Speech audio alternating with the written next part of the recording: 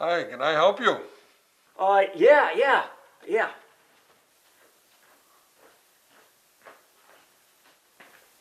Yeah, there's a bunch of strange animals outside and I think they're chasing me. Those are just alpacas. I don't think they're alpacas. Alpacas are usually like whiter or bigger like this, and these are little skinny things. Oh, that's just because we just got done doing our yearly shearing.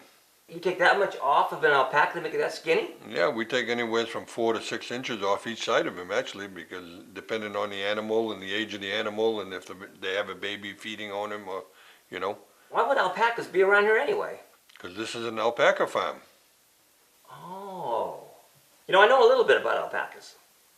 I know that alpacas, along with llamas, were domesticated 5,000, maybe 6,000 years ago. And the llamas were primarily domesticated for pack animals, so they carry the stuff for people. Whereas alpacas are smaller, they domesticated them for their fiber or their fleece. And while similar to sheep's wool, it's warmer, not prickly, and it bears no lanolin or wool grease. Now, wool grease, it's a wax secreted by wool-bearing animals, which a sheep is a wool-bearing animal. And because alpacas, they don't have that waxy grease, their fiber is less likely to give a person an allergic reaction. So alpaca's fleece, or fiber, is hypoallergenic. So it makes for great clothing because people can wear it and they don't have to worry about breaking out. And the llamas and alpacas are in the camelid family, which a camelid has something to do with the hooves or something, or the way they look, or I don't know, their stomachs. That's all I know about alpacas. Oh, why don't you come right around here and sit down and I'll fill in the gaps for you. Oh, thank you very much. Before we get started, I haven't introduced myself. I'm Sheriff Stephen J., the Sheriff of Slouch County. I'm Red Liberty, owner of Misty Alpaca. Nice to meet you. Nice to meet you. I feel kind of embarrassed about those alpacas. I didn't realize they were alpacas. But anyway, do you know how much those alpacas actually weigh? Yeah, somewhere between 120 and 160 for the average. They'll go 190, 180, 190, sometimes 200 on a big male, but that's the unusual. And, I realize they're smaller than llamas, but do you know how much llamas weigh? Yeah, llamas weigh anywhere between 300 and 500 pounds. Oh, I see. Well, that makes sense why they would be a pack animal. Yeah. Now, llamas will spit at people. Will alpacas spit at people? No, they don't spit at people. Only probably if you're coming in with some grain or something, then you get one that wants all the grain, she'll spit. Most of the time they'll spit at what you got in your hands, so. Now, how often do you have babies? Not you, but the alpacas. It's an 11.5-month gestation. That's a long time. Yeah, it's a long time. They even go 12 months. Wow. Yeah. Is that hard to shear them when they're pregnant? No. Just when they're real close to their gestation date, we've got to be a little careful with them not to rile them up too much, But they're happy to get it off when it comes spring. We'll shear at 2 weeks old, 2 to 3 weeks. Wow. We'll shear them if we can, and we'll do that up till about the 1st of July.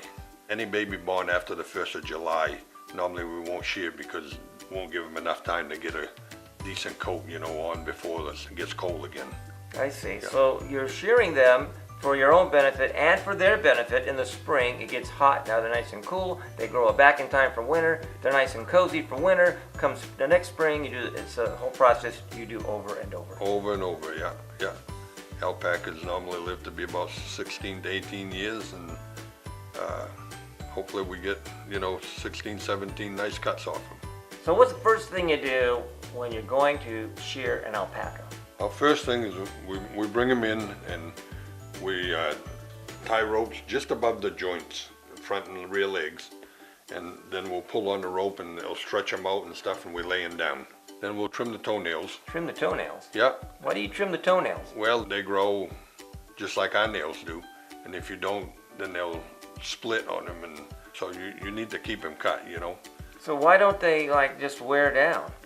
Well, they do certain times of the year, like now, summer or whatever, when they're walking on the gravel or things like that, or dry dirt, they'll keep them worn down. But come when it's colder or real wet out and stuff, just like us, you keep your hands in the water, the toenails grow a lot more and they can't keep them down enough. So they need hard ground to keep the toenails, and when they're on soft ground, like on a farm where they're out in the, I don't know, pasture, wherever they are, the grass, that's soft, the toenails don't get worn down. So before you shear them, that's one of the first things you do. Yeah, that's one of the first things we do is once we lay them down, we'll do that, and then we'll check the teeth, because sometimes you get one that the teeth will grow a little bit, and you want them to fit right on the palate so they can eat right, you know. So you give them a little dental work. A little bit of dental work, Okay, yeah. well, what do you pull them? What exactly do you do to them? No, we take a Dremel actually. A Dremel. Yeah. You And, mean the machine, the thing that goes around and like sander or whatever? yeah, yeah. Okay.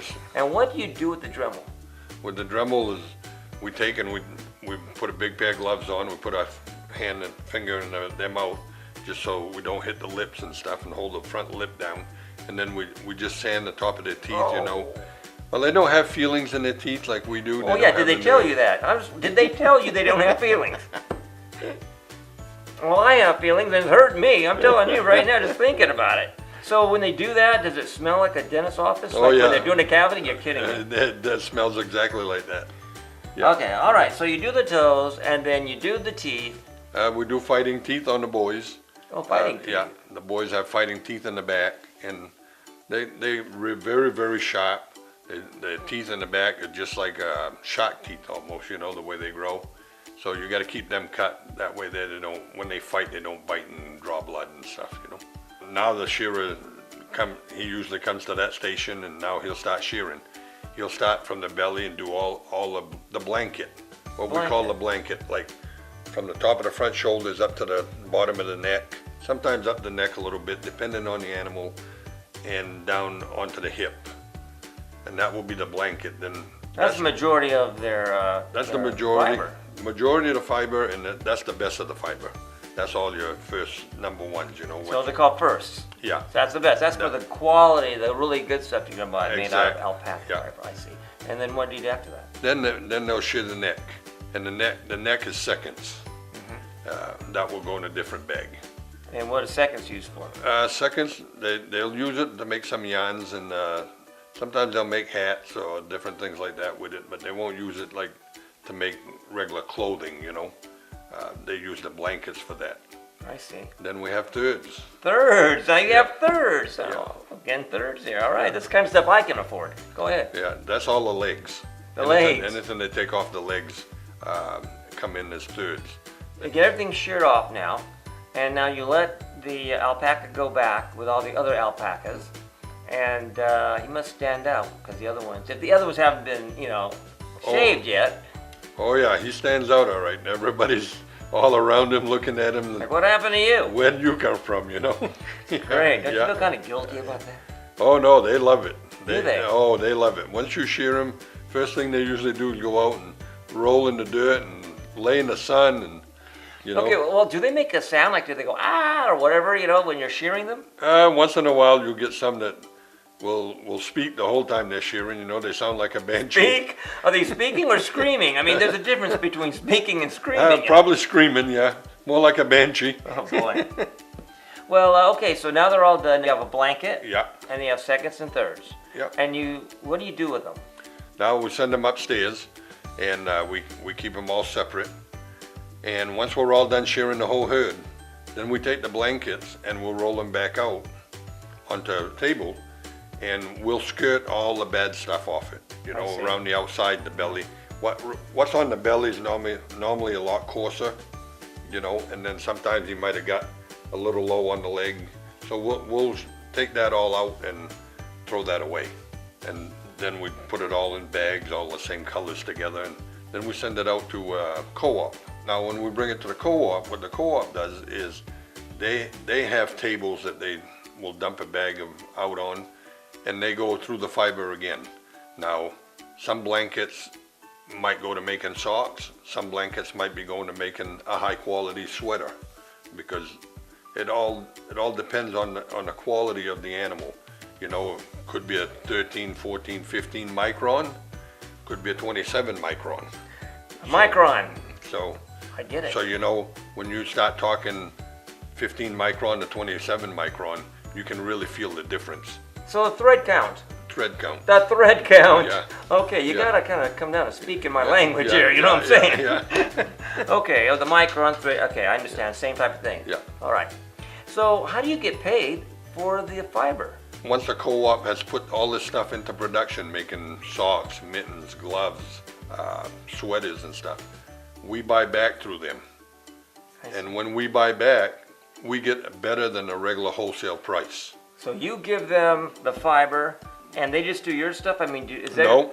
No. When we send to a co-op, they take everybody's fiber and put it together, because these So a whole mills, bunch of farms? whole bunch of I farms. understand. Yeah. So you send your fiber to this co-op, Yeah, okay? yeah. And then this co-op is also getting fiber from other farms Yeah. who have also made them blankets or seconds and thirds. Yeah, definitely. And they put it all together and they make the items, the socks and all that. Definitely. Then you put in an order. Hey, I need this and this and this, and they sell you the finished product at Right. a real low rate. A much lower rate than... And then that's how you make your money when you sell the product at the retail. Right. We also use small mini mills to do different things. We have some that make carpets for us, rugs.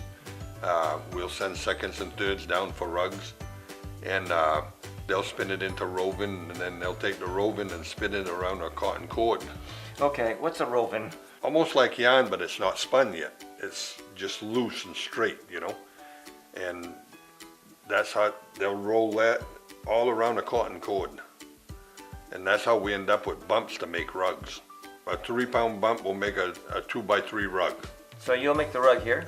No, it goes to another lady that has a little small business, you know, at her home, and she'll make all the rugs. Why can't the co-op do that? Make The co-op are making some rugs. They're making the braided rugs, which they're using some of the seconds and thirds that do get sent to them, but they're not making them just out of alpaca. Most of them, they're incorporating a little bit of cotton in with them. You keep some stuff, seconds and thirds, Yeah. you send it out, somebody, Yeah. they make the bump, Yeah. bring it back. Yeah. You in turn send it to somebody else who makes rugs. Now you have 100% alpaca rugs. Exactly. Because if you try to have the co-op do it, it's going to have alpaca and it's going to have cotton and whatever else, and you don't want that. No. You want 100% alpaca. Right. I get it. Yeah. These alpacas are amazing. Well, alpaca is really preferred fiber. It's so soft and It friendly is soft to the because it skin. doesn't have that lanolin in it. No. When I was kind of like coming in here and kind of looking around and making sure I wasn't being followed, you had an eagle flying around, I noticed. What is this eagle? Is this like a pet eagle? I mean, the eagle was like, it wouldn't go away. It's like in this area. There's a nest just, 300 yards from here. So he's kind of guarding your alpacas for you too, you know? Well, yeah, they come and land in right by the house or right by the shop here. I mean, you know, sometimes they're 8-10 feet away from you. Well, Red, it was great meeting you. And thank you for all the information and appreciate it. And maybe I'll see you again sometime. Well, I hope so. I hope you're back in this area and you stop in and visit us again. Oh, yeah, absolutely. And now I feel, you know, like I'm not threatened and I can leave here and be safe. Yeah. Alpacas. I can't believe it. Okay. All right, you take care now, Red. All right, take care. Thank Have you. a good one. You too. Bye-bye now. Enjoy. Thank you. See you later. Coming in.